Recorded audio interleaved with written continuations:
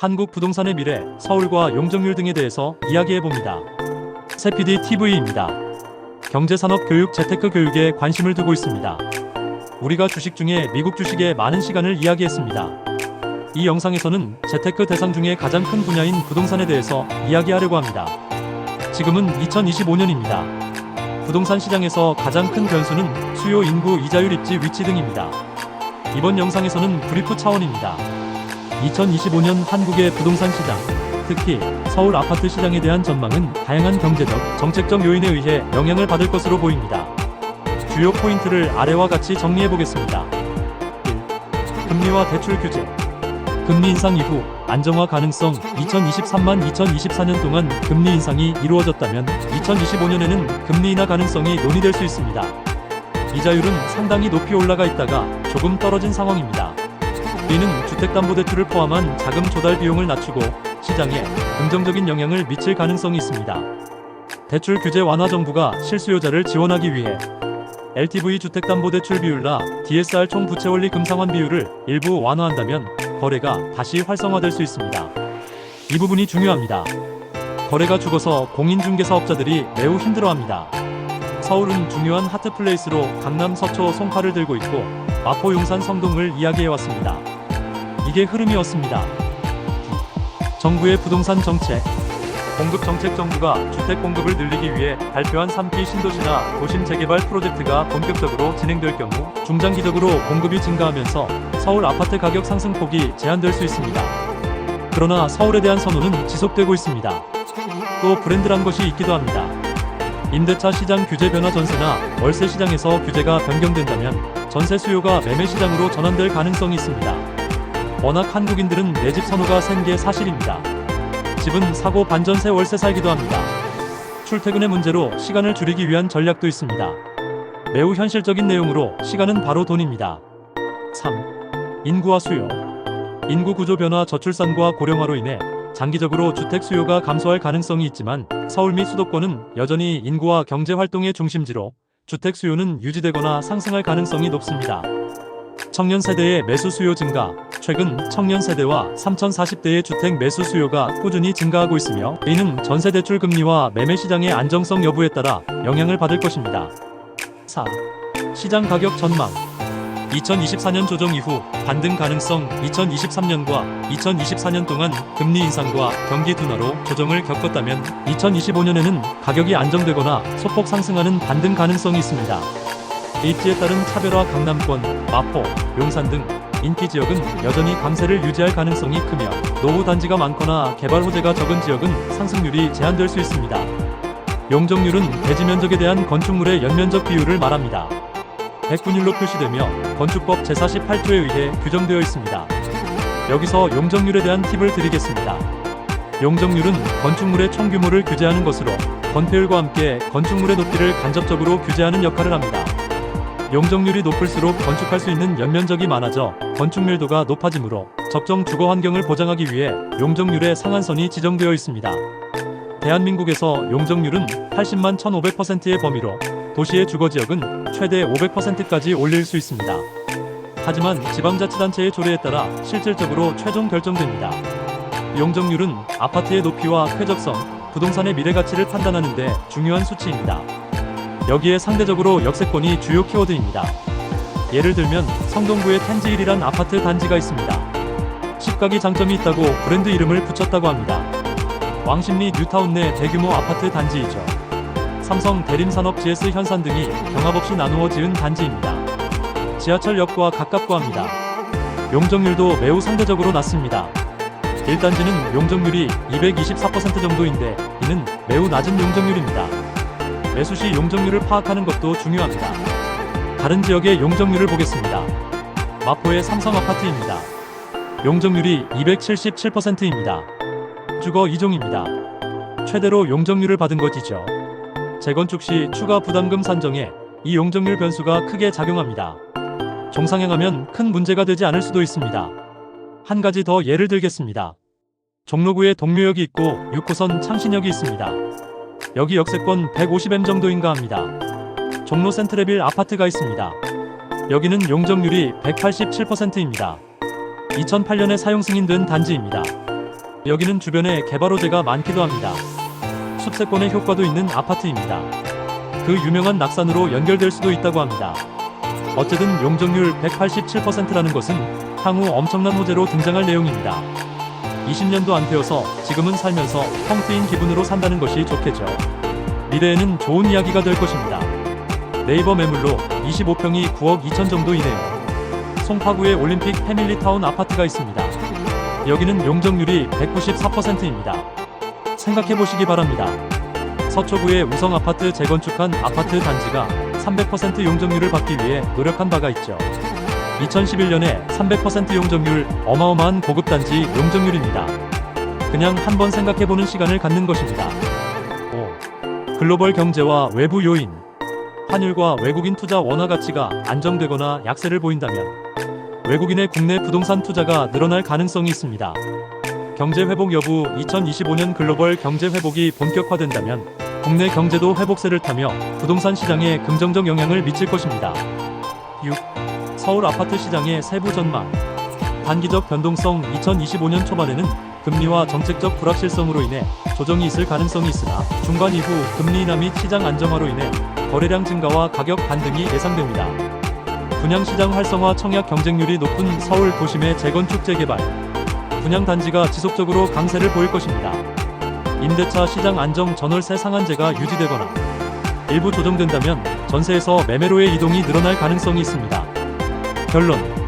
2025년 서울 아파트 시장은 금리 안정화와 정책 변화에 따라 조정 후 안정 또는 소폭 상승하는 흐름을 보일 가능성이 높습니다. 다만 입지나 개발 호재가 지역별로 큰 영향을 미칠 것이므로 투자 시 철저한 시장 분석이 필요합니다. 강남권, 마포, 용산, 성동 등 핵심 지역은 여전히 장기적으로 높은 가치를 유지할 가능성이 있습니다. 종로구 등도 엄청난 개발이 계획이 되고 있습니다. 계획은 보시면서 대응하시기 바랍니다. 팁으로 용적률에 대한 개념과 중요성 대응에 대해서 설명드렸습니다. 2025년 한국 부동산은 전문가들 조사도 있기는 합니다만은 안정으로 의견을 제시합니다. 다만 공급이 부족하기 때문에 지역적으로 상승으로 보는 분들이 다수 있기는 합니다. 새PDTV입니다. 한국 부동산의 미래에 대해 이야기를 진행하고 있습니다. 새PDTV입니다. 워낙 큰 주제라 이 영상에는 일부분만 보여드립니다. 2025년 서울 부동산 시장은 금리, 대출 규제, 인구 구조, 정부 정책 등 다양한 요인에 따라 변화할 전망입니다. 특히 용적률은 부동산 가치를 판단하는 중요한 기준입니다.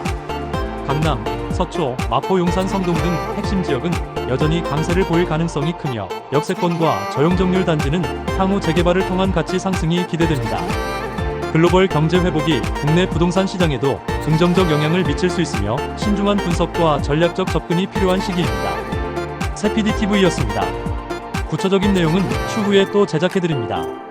주식시장에 대한 분석과 아울러 재테크에는 부동산이 큰 변수라는 것을 알리는 차원입니다. 새PDTV입니다. 지하철 계획 등 교통 관련 계획은 매우 중요합니다. 서울과 수도권의 대형 지하철 계획 GTX 계획은 영향력이 매우 큽니다. 한국의 수도권 교통 인프라는 매우 발전되어 있으며 특히 수도권 광역급행 철도 GTX와 서울 세종 고속도로를 포함한 대규모 교통망 확충이 진행 중입니다. 이에 대한 주요 정보를 정리하겠습니다. 1. GTX 수도권 광역급행 철도 계획. GTX는 수도권 주요 도시를 고속으로 연결하는 대규모 철도 프로젝트로 기존 지하철 대비 2배 이상의 속도를 목표로 합니다. 주요 노선은 다음과 같습니다. GTX-A 노선. 구간 파주 운정 동탄. 특징. 수도권 남북을 잇는 노선으로 서울역, 삼성역 등 핵심 거점을 연결. 2024년 말 개통 예정. 최대 속도 180km/h로 서울역에서 동탄까지 약 20분 소요. GTX-B 노선. 구간 인천 송도 남양주 마석. 특징. 수도권 동서축을 연결. 송도, 여의도, 서울역, 잠실, 남양주 등 주요 도심을 지나게 설계. 개통 시기는 2030년대 초반으로 예상. GTX-C 노선. 구간 양주 수원. 특징. 수도권 북부와 남부를 잇는 노선. 덕점. 청량리 삼성역, 수원을 연결하며 특히 삼성역에서 GTX-A 및 GTX-B와 환승 가능. 2028년 개통 목표. GTX-D 노선. 구간 김포 부천. 특징. 김포에서 부천까지 연결되며 이후 수도권 서부 지역으로 확장 가능성 논의 중. 현재는 기존보다 축소된 형태로 계획되었으나 연장 요구 지속. 서울-세종 고속도로 구간 서울 세종 연결 구간 고속도로 특징 총 길이 약 130km로 수도권과 세종시를 신속히 연결. 2024년까지 포천까지의 연장 구간 완공 예정. 경기 북부와 서울 강남, 세종까지 접근성을 획기적으로 개선. 스마트 톨링 시스템 등 최신 교통기술 적용. 3. 스마트시티 계획. 수도권의 주요 도시에서는 스마트시티 프로젝트를 통해 혁신적인 도시 개발이 진행되고 있습니다. 세부 사례. 송도 스마트시티. 세계 최초의 완전 계획형 스마트시티. IoT 기반 도시 관리, 친환경 에너지 시스템, 자율주행 도로 구축. 글로벌 기업과의 협력을 통해 스마트 인프라 지속 확장. 판교 J-테크노밸리. IT, AI, 빅데이터 기업 중심으로 설계된 첨단 산업도시. 스마트 교통 시스템, 오지 기반 실시간 도시 모니터링 시스템 구축. 화성 동탄. GTX-A 노선과 연결되는 도시로 스마트 교통 및 친환경 에너지 기술 집중. 자율주행 셔틀 시범 사업 진행 중. 김포 한강 신도시. 스마트 에너지 네트워크 및 주거 중심의 스마트 관리 시스템. GTX-D 노선 연결로 교통 접근성 강화 기대. 이러한 프로젝트들은 수도권의 교통망 확충 및 도시 발전에 중대한 영향을 미치며 교통 편의성뿐만 아니라 경제적 발전을 촉진할 것으로 기대됩니다. 마지막을 이야기한다면 스마트시티건입니다. 용인 스마트시티는 용인을 첨단 기술과 친환경 개념이 융합된 도시로 개발하려는 대규모 프로젝트입니다. 용인은 수도권 남부의 핵심 도시로 인구 증가와 도시 확장을 고려하여 스마트시티 구축에 박차를 가하고 있습니다. 주요 계획과 특징은 다음과 같습니다. 1. 용인 플랫폼시티 개요. 용인 플랫폼시티는 경기 용인시 기흥구 보정마북신갈 일대에 조성되는 대규모 스마트시티 프로젝트입니다. 면적 약 275만 M83만 평. 목표 수도권 남부의 경제 거점 도시. 스마트 기술을 활용한 교통, 에너지, 환경, 안전 통합 관리.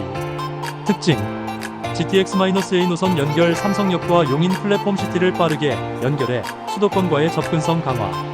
산업주거 복합도시. 첨단 산업단지와 상업주거 공간을 조화롭게 설계. 대규모 기업 유치를 통한 자족도시 목표. 스마트 인프라. IoT, 빅데이터, AI를 기반으로 도시 운영. 스마트 교통 시스템 자율주행 및 교통 흐름 최적화. 친환경 에너지 솔루션 신재생 에너지 활용. 에너지 효율화. SK 하이닉스 반도체 클러스터 개요. 위치 용인 원산면. 규모 약 448만 M. 투자 규모 약 120조 원. 목표 세계 최대 규모의 반도체 생산기지 조성. 반도체 산업을 중심으로 한 첨단 산업 클러스터 형성. 특징 스마트 제조 기술. AI와 IoT 기반의 반도체 제조 혁신. 친환경 생산. 첨단 폐수 처리 시스템 및 탄소 배출 저감 기술 적용. 배후 도시. 클러스터 주변의 주거상업 지역을 조성해 근로자의 생활 환경 개선. 3. 용인 스마트 교통 시스템. 특징 GTX-A 노선 용인 플랫폼시티와 연계. 수도권 주요 지역과 빠르게 연결. 자율주행 시범도로.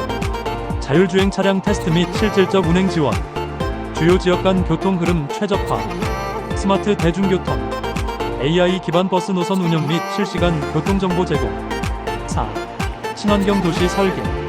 특징 스마트 에너지 관리. 태양광, 풍력 등 신재생 에너지 활용. 스마트 그리드 기술로 에너지 사용 효율화. 녹지 공간 확충. 도시 곳곳에 공원 및 녹지 조성. 탄소 중립 목표 실현. 지속 가능한 물 관리 시스템. 빗물 재활용 및 수질 개선 기술 적용. 5. 목표 및 기대 효과. 경제적 성장. SK 하이닉스와 연계된 반도체 클러스터와 플랫폼 시티를 통해 용인시가 수도권 경제 중심지로 성장. 삶의 질 향상. 스마트 기술과 친환경 인프라로 안전하고 쾌적한 도시 생활 제공. 미래 도시 모델. 용인은 스마트 시티의 성공 사례로 자리 잡아 국내외 도시 개발의 모범 사례가 될 것으로 기대합니다. 세피디TV입니다.